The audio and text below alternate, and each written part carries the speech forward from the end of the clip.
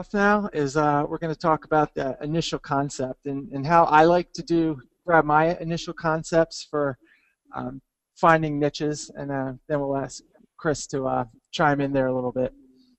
Um, so the idea here is that we're going to be prospecting for a new popular niche to enter, or a classic niche, whatever. But we're digging, okay?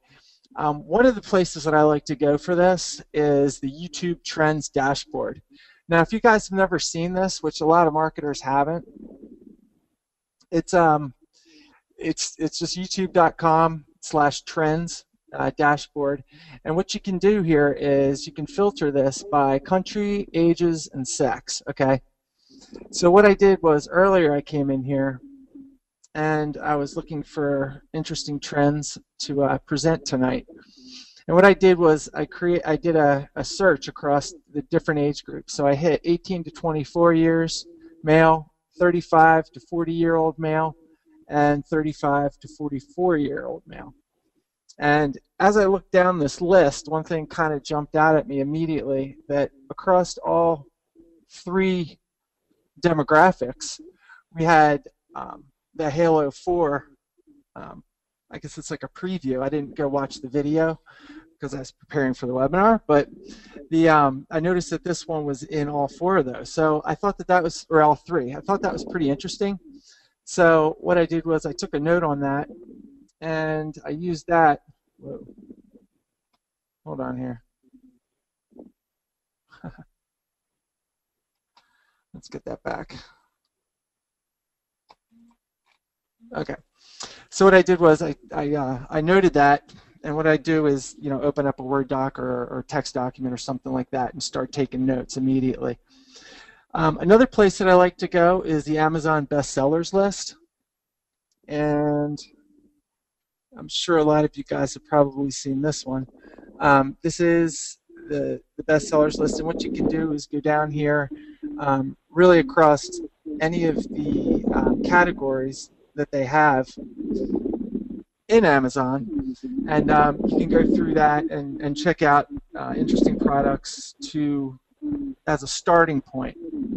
That's crazy. I have the same underwear as that guy, actually. Do you wear it with the cool shades too? Yeah, definitely. Right. It was the upsell. Yeah, right. Chris, what do you like to do when you're looking initially for your initial concepts with the niche websites? I'm a little backwards, but and I don't know. I guess it's arguable that this is maybe a little bit after the fact. But what I honestly do is I just look at who is buying links and who is aggressively marketing the hell out of their site. Ever ranked for a keyword that sends some decent degree of traffic can definitely do this. And so, let's say you have. Yeah, you're typing in electronic cigarette. Perfect. Yeah. Is it people search or background checks? Just put it in background check. No, just singular. Yeah, not plural. Okay. So let's compare these two incredibly aggressive niches. So you can see background check still dwarfs e-cig traffic in terms of what's there. Profitability-wise, I don't know. I mean, I've heard some pretty amazing things about the e-cig market, but that paints the picture pretty well.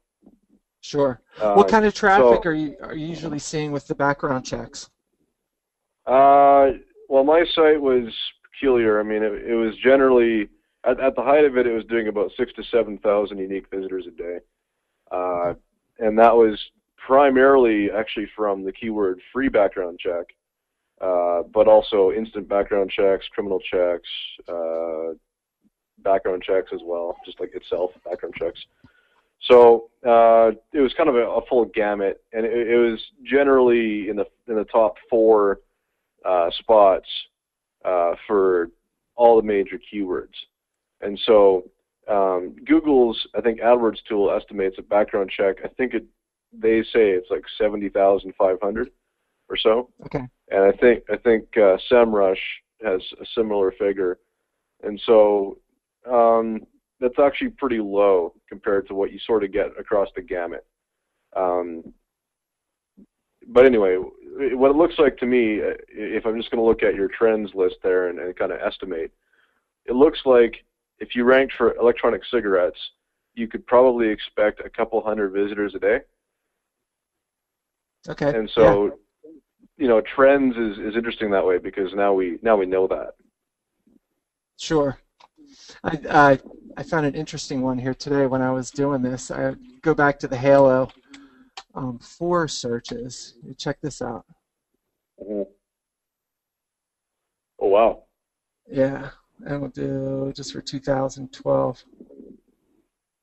Nice. Yeah, that's some serious traffic there. Oh, that's crazy. Yep, absolutely. Yeah, You know what has crazy traffic? I just on a real quick bunny trail here. sure. If you ever wonder why some of the major like consumer sites like consumersearch.com and stuff, they always seem to feature like the lamest products. It's always like, you know, new toasters and like blenders and stuff. Man, those things have so much freaking traffic. It's crazy. It's just it's ridiculous. But anyway, that's a quick little aside. Yeah.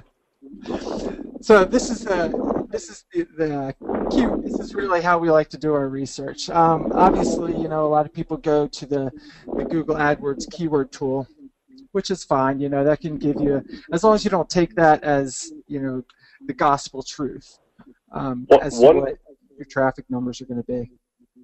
One thing I'm going to jump in here and say is that actually, since we did that webinar where we talked about trends a little while back, there's actually a really big asset now that we have as webmasters. That's a new thing. Corey, I'm sure you've heard this, but Bing in their webmaster tools released actual like to the visitor data on their traffic levels for whatever keyword. So on their number of queries or whatever query volume for any keyword that they've tracked. And so Really? I've been, oh yeah, it's crazy. You have to register a site, at least one domain with Bing Webmaster Tools. But when you do that and you log in and you're searching for, say, Halo 4, it won't tell you an estimate and it won't show you like kind of a vague number. It'll say, oh, you want to know how many people search for Halo 4 between like July 1st and July 15th? Okay, 186,729. And it like seriously, it'll be to the visitor. And so kind of my thoughts on it are that, yeah, they're different search engines and, you know, the Bing user base is a little bit different. Typically, they're a little bit. See here, let's see, six results down. We got a guy that's doing, again, just what you were saying, 2012 rated Apollo cigarette, electronic cigarette review. Okay, you know, this guy's not even, he didn't build a website or anything to get that number 6 ranking. And there he is at number 6 on the front page for E6. Yeah, nice. Let's see what he has going on here. So I guess this is either his affiliate ID or something like that for these guys. Looks like it. Yep, it sure does. So he's got number 6. You think he's making some money? He's making some money. Heck yeah.